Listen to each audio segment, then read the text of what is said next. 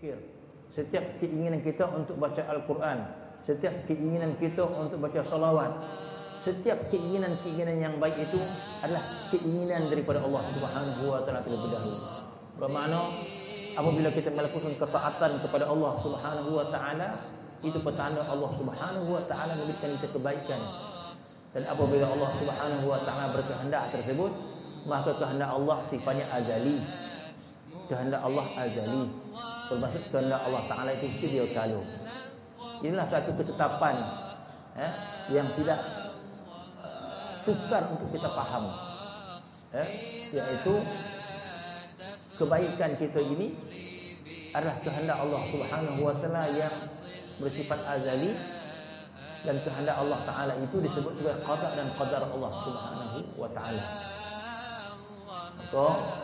Dalam Al-Quran Allah Subhanahu wa taala berfirman, "Wa ma tasha'una illa an yasha' Allah.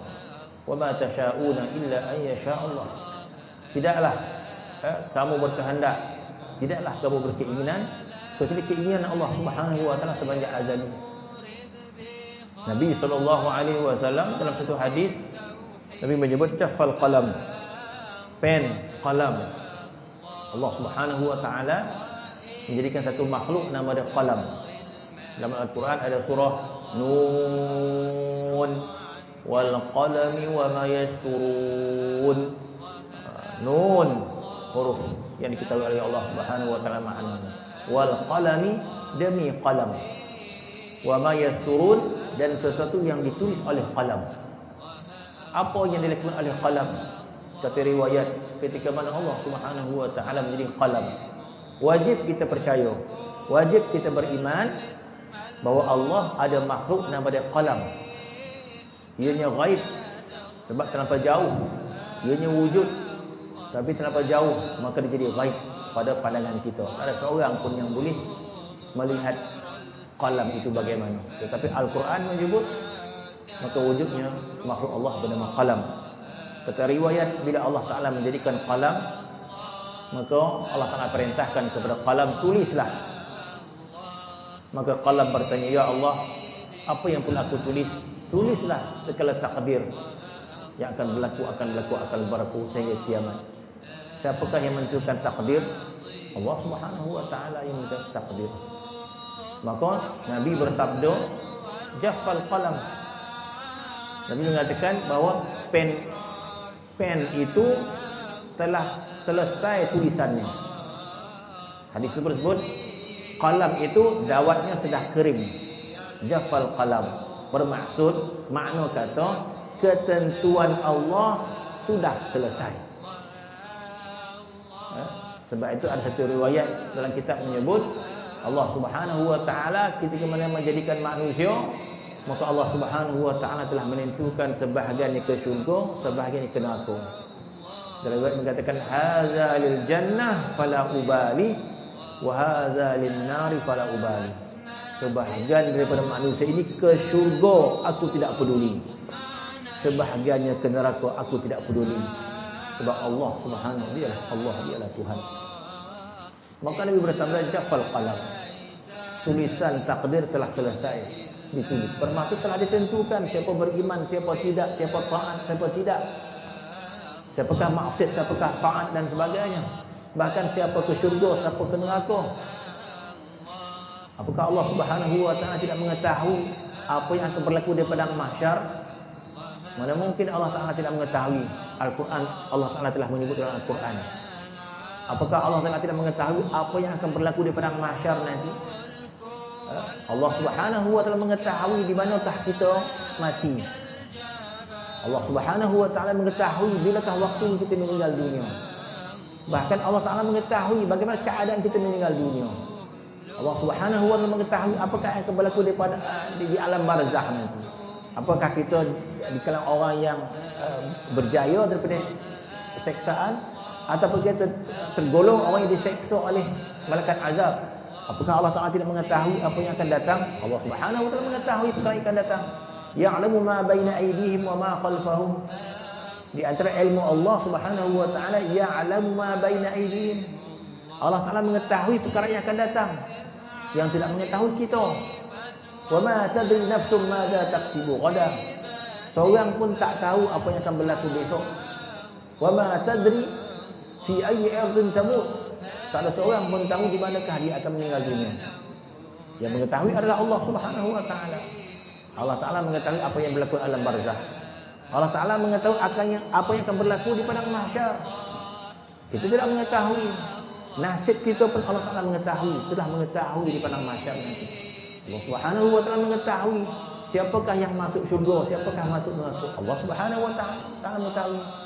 Apakah kita mengatakan Allah Taala tidak mengetahui apa yang berlaku akan datang? Allah Subhanahu wa taala mengetahui. Jadi Allah Subhanahu wa taala mengetahui. Apakah Allah Taala mengetahui sesuatu perkara, sesuatu yang berlaku akan datang dan Allah Subhanahu wa taala terlepas daripada menentukan itu? Tidak, Allah Taala tidak yang menentukan perkara yang akan datang. Maka itu yang disebut oleh Nabi sallallahu alaihi wasallam hakikat sesuatu. Maka Nabi menyebut dalam hadisnya, ketentuan itu telah selesai. Maka para sahabat pun memberikan respon, memberikan terhadap kata-kata Nabi itu. Maka sahabat mengatakan, ya Rasulullah, jika begitu dah kita tidak perlu berusaha lah ya Rasulullah. Kita serahkanlah takdir kita pada Allah Subhanahu wa taala. Sebab Allah Taala dah tentukan siapa yang baik, siapa yang jahat, tak payah nak usaha dah tentu. Jadi orang tak payah nak berkojo dah. Kenapa tak berkojo? Dah rezeki secupak tekan segantang dia dah. Jadi para sahabat ingin melakukan sebegitu. Kalau begitu ya Rasulullah, serahkanlah saja nasib kita. Tak payah nak fikir-fikir dah. Maka Nabi menjawab, bukan begitu. Bukan begitu cara kepahaman kita tentang takdir yang telah ditentukan oleh Allah Subhanahu wa taala. Tak payah nak beramal lah. Tuhan dah tentukan nasib kita. Macam orang pergi sekolah, belum pergi esok, cikgu dah bagi markah. Markah kau dah siap. Baik pun nak baca lagi, markah dah ada. Macam mana pun kamu buat, markah dah ada dah. Kata cikgu tadi. Apakah kita, murid tadi nak baca buku lagi? Tak payah, markah dah ada. Keputusan dah ada. Jadi para sahabat beranggapan tak perlu lagi berusaha. Nabi mengatakan bukan begitu maksud dia. Maka Nabi mengatakan seseorang itu dipermudahkan dengan takdirnya. Maka dia menjawab, sekiranya seseorang itu ditakdirkan dengan takdir yang baik, maka mudah-mudah sahaja dia melakukan kebaikan. Sekiranya takdir orang itu tak baik, maka susah dia untuk melakukan kebaikan tersebut, maka didorongkan melakukan maksiat. Bermaksud, walaupun ketentuan itu ditentukan oleh Allah Subhanahu wa taala secara hakiki, tetapi kita akan dipertanggungjawabkan terhadap perbuatan kita. Sebab apa yang ada pada kita, Allah Subhanahu wa taala berikan kita pilihan. Allah Subhanahu wa taala berikan kita pilihan. Sama ada nak taat, sama tak nak taat. Inna hadainahu sabila imma syakiran wa imma kafura. Allah Subhanahu wa taala berikan kita jalan. Ini jalan baik, ini jalan tak baik. Ini jalan taat, ini jalan maksiat. Maka Allah Taala berikan kita pilihan, maka kita memilih. Ketika mana kita memilih pilihan tersebut, maka kita melakukan syariat yang disyariatkan oleh Allah Subhanahu wa taala. Ada orang memilih untuk taat, ada orang memilih untuk tidak melakukan taat. Maka pada zahir dia pilihan daripada manusia, tapi sebenarnya hakikat dia ketentuan daripada Allah Subhanahu wa taala. Satu perkara yang sukar kita memahami makna tersebut. Bermaksud di sebalik kita melakukan solat, ia juga keinginan daripada Allah Subhanahu wa taala. Ketika mana kita memilih untuk beriman kepada Allah Subhanahu wa taala, kita beriman kepada Rasulullah sallallahu alaihi wasallam di atas pilihan kita. Kita memilih untuk beriman kepada Allah Subhanahu wa taala. Sebahagian manusia memilih untuk tidak beriman kepada Allah Subhanahu wa taala. Yang kita katakan orang yang beriman kepada Allah itu mereka mendapat hidayat. Mereka berjalan di atas jalan hidayat. Orang yang tidak beriman kepada Allah, mereka tidak mengikut jalan hidayat. Yang beriman itu berada dalam hidayat, yang tidak beriman tidak berada dalam hidayat. Maka hidayat dan juga sesat ini adalah milik Allah Subhanahu wa taala.